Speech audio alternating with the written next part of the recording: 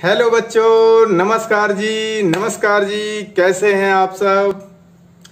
आज हम नया चैप्टर पढ़ने जा रहे हैं। फिफ्थ चैप्टर है मैग्नेटिज्म एंड मैटर, चुंबकत्व एवं द्रव्य, जिसमें हम सबसे पहले चुंबकत्व संबंधी जो कुछ विचार हैं उनको हम जान लेते हैं।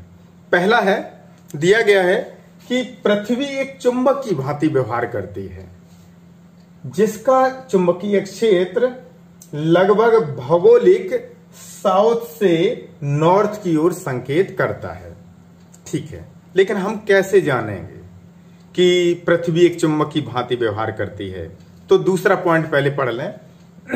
स्वतंत्रता पूर्वक लटकी हुई चुंबकीय सुई उत्तर दक्षिण दिशा में ठहरती है।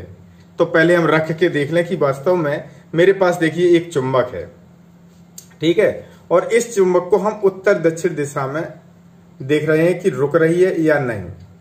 ठीक है, अगर ये रुक रही है तब तो ठीक है, और नहीं रुक रही तो इसका मतलब ये बात गलत है। ठीक है, आप इस चुंबक को देख करके अंदाजा लगा सकते हैं। देखिए किधर नॉर्थ है किधर साउथ है, आप स्पष्ट देख रहे होंगे।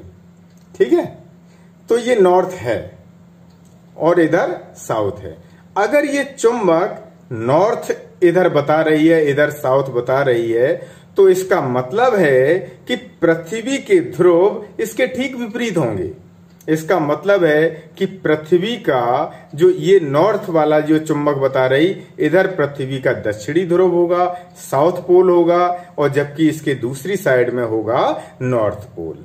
ठीक है, तो एक चीज तो आपको पता चल गई कि अगर हम किसी चुंबकीय सुई को धागे में बांधकर स्वतंत्रता पूर्वक लटका दें तो वो सदैव उत्तर दक्षिण दिशा में ठहरती है।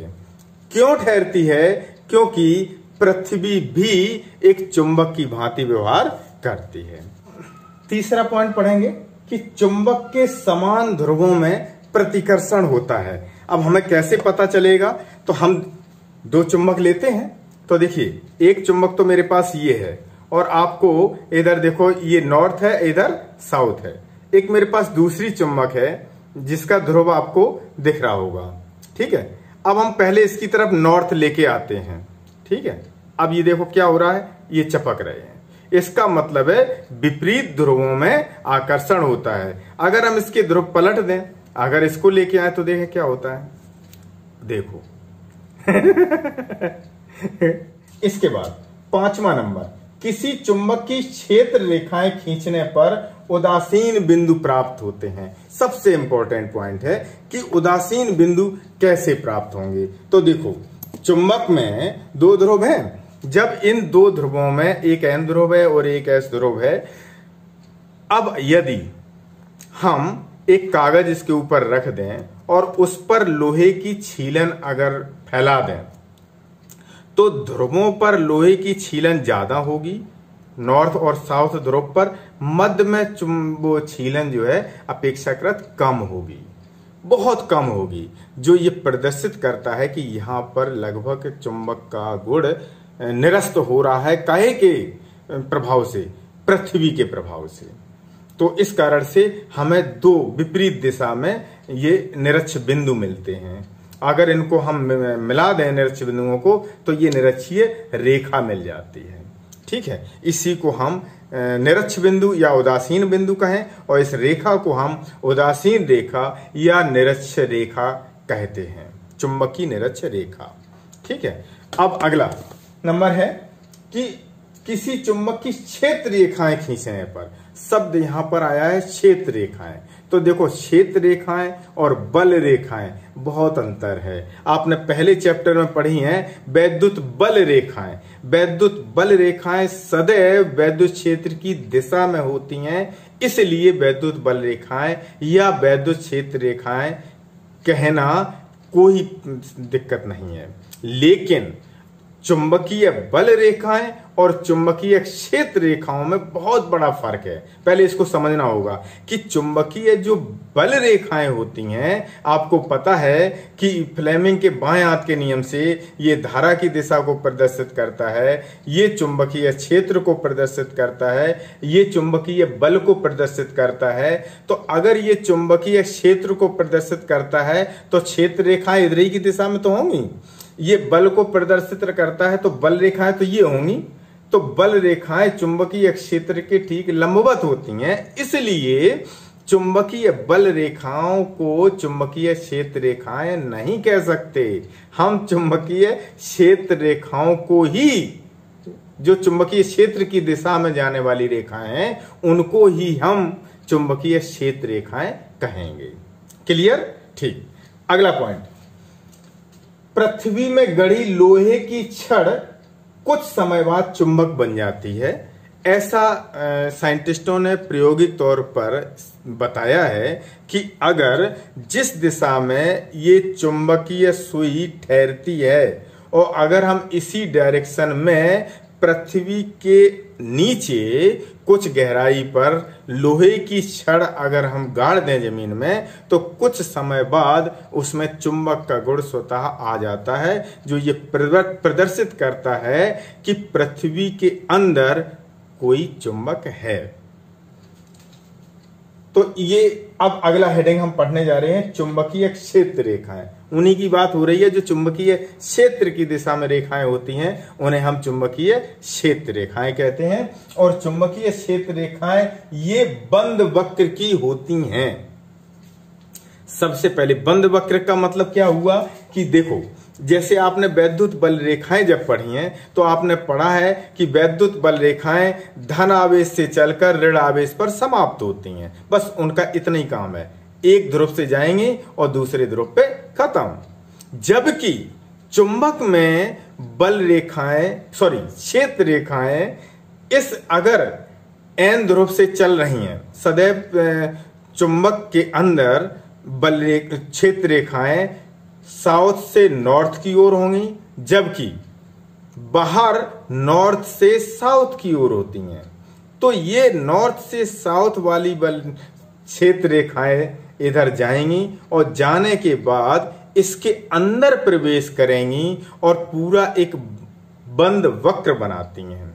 ठीक है, इसीलिए चुंबक के दो ध्रुव होते हैं जिन्हें हम कभी भी अलग नहीं कर सकते, क्योंकि अगर हमने अलग करने की कोशिश की, मान लो ये मेरे पास चुंबक है, इसके दो ध्रुव हैं, हमने यहां से काट दिया, ठीक काट दिया, अब हमने एक भाग ले लिया, तो यहां एन ध्रुव से चुंबकीय क्षेत्र रेखाएं चलेंगी। अब चलेंगी तो कहां खत्म होंगी? दूसरे ध्रुव पर। और वो दूसरा ध्रुव अगर नहीं होगा तो कहां जाएंगी? तो इसलिए फिर वो चुंबकीय क्षेत्र रेखाएं नहीं होंगी। चुंबकीय क्षेत्र रेखाएं होने के लिए कंडीशन है कि दूसरा ध्रुव भी होना ही चाहिए। हमने आगे लिखा है, क्षेत्र रेखाएं किसी बिंदु पर खींची गई रेखा बी की दिशा बताती हैं। अगला नंबर तीसरा, क्षेत्र के लंबवत प्रति एकांक क्षेत्रफल से जितनी ज्यादा क्षेत्र रेखाएं गुजरेंगी, चुंबकीय क्षेत्र का परिमाण उतना ही अधिक होगा। अगला नंबर, क्षेत्र रेखाएं एक दूसरे को नहीं काटती। आपने वैद्युत बल रेखाओं में पढ़ा है कि वैद्युत बल रेखाएं एक दूसरे को नहीं काटती हैं, क्योंकि उनके कटान बिंदु पर बल की दो दिशाएं प्रदर्शित होंगी, जो कि असंभव है। यहां पे भी बिल्कुल सेम है कि यहां पर भी दो बल रेखाएं नहीं काटेंगी, क्योंकि अगर काटेंगी तो वहां पर दो क्षेत्र रेखाएं प्रदर्शित होंगी, जो कि असंभव है। अब हम अगला निगमन करने वाले हैं, क्षण चुंबक का धारावाही प्रणालिका की भांति व्यवहार।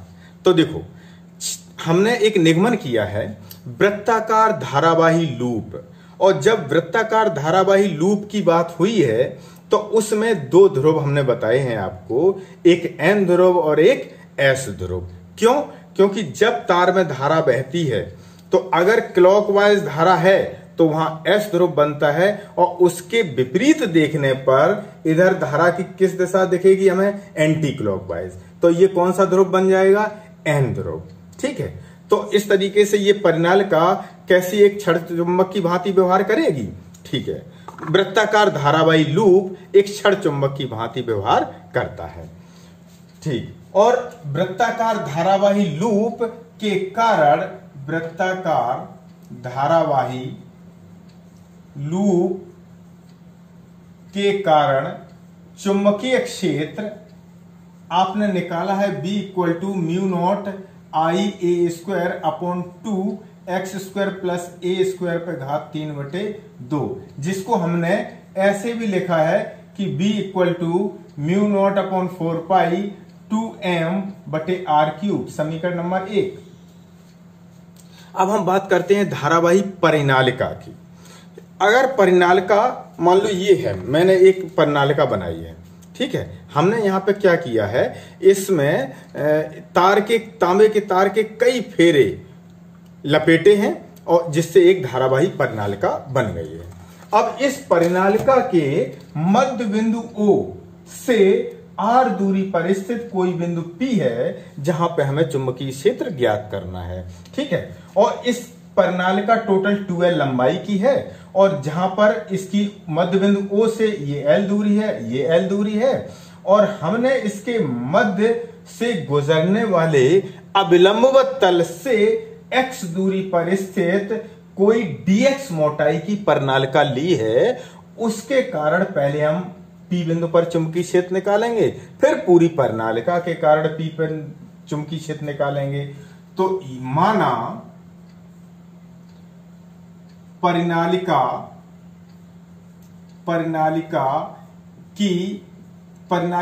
के प्रति एकांक आयतन में तार के n फेरे हैं, तो इसलिए dx मोटाई में फेरे कितने हुए हैं, ndx, कितने हो जाए, ndx। अब अल्प अवयव dx के कारण बिंदु P पर चुंबकीय क्षेत्र, तो चुंबकीय क्षेत्र dv, अल्प अवयव है तो अल्प चुंबकीय क्षेत्र होगा, और अल्प चुंबकीय क्षेत्र dv बराबर होगा इसके आधार पर म्यू नॉट। ठीक, अब अगर एक धारावाही एक लूप के कारण इतना चुंबकीय क्षेत्र है, तो इतने के कारण कितना हो जाएगा, इतने का मल्टीप्लाई हो जाएगा। तो n dx हमने गुणा कर दिया आई ए स्क्वायर पूरे के बटे 2। अब देखो x दूरी, इस लूप dx मोटाई का जो लूप हमने अल्प अवयव लिया है, इसकी दूरी p तक कितनी है, जब मध्य बिंदु से r है तो r में से x दूरी घटा दो। तो r में से x दूरी अगर हम घटा देंगे तो r माइनस x का होल स्क्वायर और प्लस a स्क्वायर और पूरे पे घात 3/2, ये मेरा सूत्र आ गया।